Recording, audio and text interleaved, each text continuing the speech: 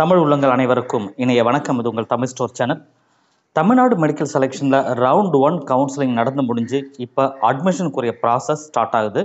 அதாவது என்னென்னா, செப்டம்பர் 5ஆம் தேதிக்குள்ளே காலேஜில் போய் ரிப்போர்ட் பண்ணணும். ஸோ அதற்கு அலாட்மெண்ட் ஆர்டரை நீங்கள் டவுன்லோட் பண்ணிவிட்டு நீங்கள் ஜாயின் பண்ணுறதுக்குரிய ஒர்க்கை நிறைய பேர் பண்ணிகிட்ருப்பாங்க. இந்த நேரத்தில் நீங்கள் தெரிஞ்சிக்க வேண்டிய மிக முக்கியமான விஷயம் இருக்குது. என்ன அப்படின்னா, செகண்ட் ரவுண்டு. இந்த செகண்ட் ரவுண்டில் நம்ம பார்ட்டிசிபேட் பண்ணலாமா வேணாமா, இப்போ இருக்கிற இந்த ஃபஸ்ட்டு ரவுண்டை ஃப்ரீ எக்ஸிட்டில் விடலாமா வேணாமா அப்படின்ற நிறைய கன்ஃபியூஸ் கண்டிப்பாக மாணவர்களுக்கு இருக்கும். இந்த வீடியோ கண்டிப்பாக உங்களுக்கு ஒரு கிளாரிட்டியை கொடுக்கும்னு சொல்லி நம்புகிறேன். என்ன அப்படின்னு பார்த்தீங்கன்னா, செகண்ட் ரவுண்டை நீங்கள் ஜாயின் பண்ணணுன்னா ஃபஸ்ட்டு செகண்ட் ரவுண்டில் vacant seat number of seat vacant நிறையா இருக்கணும். ஆனால் வேக்கண்ட் எவ்வளோ இருக்குது அப்படின்னு இப்போதைக்கு நமக்கு தெரியாது. நமக்கு கிட்டத்தட்ட செப்டம்பர் 5ஆம் தேதிக்கு மேலே யாரெல்லாம் போய் ஜாயின் பண்ணுறாங்களோ அந்தந்த காலேஜில் ரிப்போர்ட் பண்ணி ஜாயின் பண்ணதுக்கு அப்புறம் வேக்கன்சி லிஸ்ட்டை வெளியிடும் பொழுது ஆக்சுவல் வேக்கன்சி நமக்கு என்னன்னு தெரிய வரும்.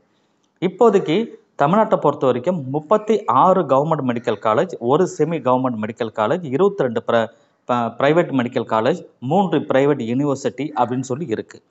இதில் நம்பர் ஆஃப் சீட்டு எவ்வளோ இன்னும் இருக்குது. அப்போ இந்த காலேஜில் நான் போய் சேரணும்னு சொன்னால் எனக்கு செகண்ட் ரவுண்டுக்காக நான் வெயிட் பண்ணி செகண்ட் ரவுண்டில் திரும்ப அப்ளை பண்ணால் எனக்கு அது கிடைக்குமா அப்படின்ற கன்ஃபியூஸ் நிறைய பேருக்கு இருக்குது.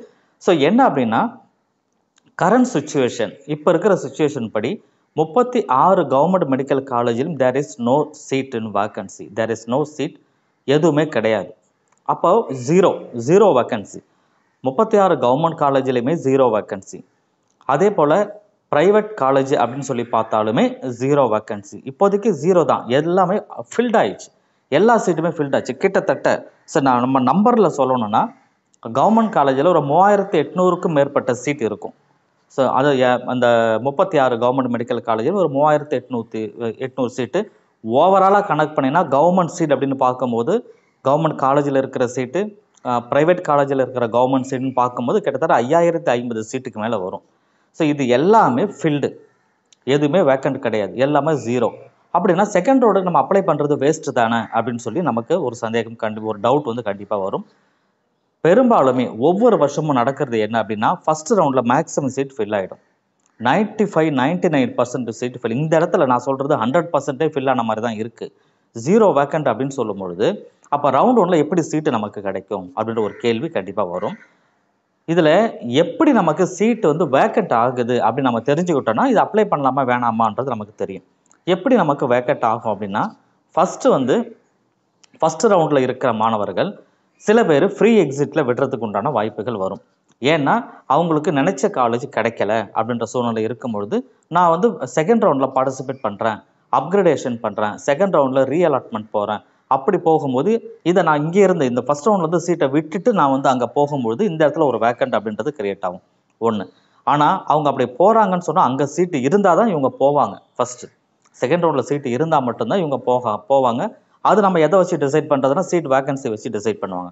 அப்படி இருக்கிற பட்சத்தில் இவங்க எத்தனை பேர் அந்த மாதிரி ரீஅலாட்மெண்ட்டுக்கு போகிறாங்க, எத்தனை பேர் ஃப்ரீ எக்ஸிட்டில் விடுறாங்க, அதை பொறுத்து அங்கே ஃபஸ்ட் ரவுண்டில் சீட்டு வேக்கண்ட், அதாவது ஃபஸ்ட் ரவுண்டில் இருந்த சீட்டு வேக்கண்ட் ஆக வாய்ப்பு இருக்குது. ஒன்று.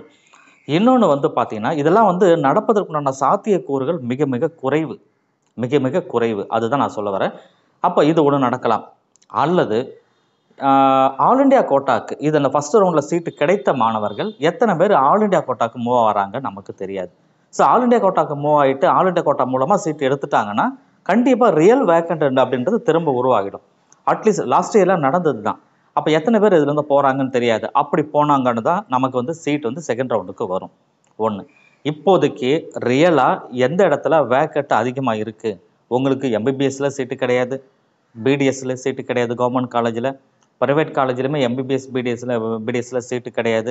இங்கே இருக்கிற சீட் அப்படின்னு சொல்லி பார்க்கும்போது என்ஆர்ஐ சீட்டு தான் நமக்கு கிட்டத்தட்ட ஒரு 200க்கும் மேற்பட்ட சீட்டு இருக்குது. 280 சீட்டுக்கிட்ட இருக்குதுன்னு நினைக்கிறேன். ஸோ இந்த சீட்டு மட்டும்தான் நமக்கு வேக்கண்ட்டாக இருக்குது. அப்போ என்ஆர்ஐயில் யார் போக முடியும்? அந்த நான் ரெசிடென்ட்ஸ் அப்படின்னு சொல்கிற அவங்க தான் போக முடியும். அப்போ அதுலேயுமே பார்த்தீங்கன்னா ஒரு பக்கம் ப்ரைவேட் காலேஜில் மேனேஜ்மெண்ட் சீட்டில் கொஞ்சம் சீட்டு இருக்கும். காரணம் என்னென்னா அது பேமெண்ட் அதிகமாக கொடுத்து பண்ண வேண்டிய சீட்டாக இருக்கும்.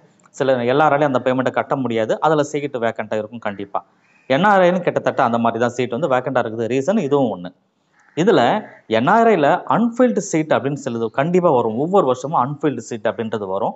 இந்த அன்ஃபில்டு சீட் வந்து converted to NRI lapsed seat அப்படின்னு சொல்லி கன்வெர்ட் பண்ணுவாங்க. அப்போ என்ஆர்ஐ லேப்ஸ்டு சீட்டு கன்வெர்ட் ஆகி என்ஆர்ஐ லேப்ஸ்டு சீட்டாக கன்வெர்ட் ஆச்சுன்னு சொன்னால் மட்டும்தான் வேக்கண்ட் கொஞ்சம் உருவாகும். அதை வச்சு நம்ம திரும்ப கவுன்சிலிங்க்கு பார்ட்டிசிபேட் பண்ண முடியும். ஆனால் இது செகண்ட் ரவுண்ட்லேயே அந்த என்ஆர்ஐ சீட் வந்து நமக்கு நடக்குமா, என்ஆர்ஐ லேப்ஸ்டு சீட் வந்து செகண்ட் ரவுண்ட்லேயே கிடைக்குமான்னு சந்தேகம் தான். பொதுவாகவே செகண்ட் ரவுண்டுக்கு அப்புறம் அந்த என்ஆர்ஐ லேப்ஸ்டுன்றது கன்வெர்ட் பண்ணுவாங்க அதர் சீட்டுக்கு. அந்த மாதிரி இருந்தால் தான் நமக்கு சீட்டு வேக்கண்ட்டு கிடைக்கும்.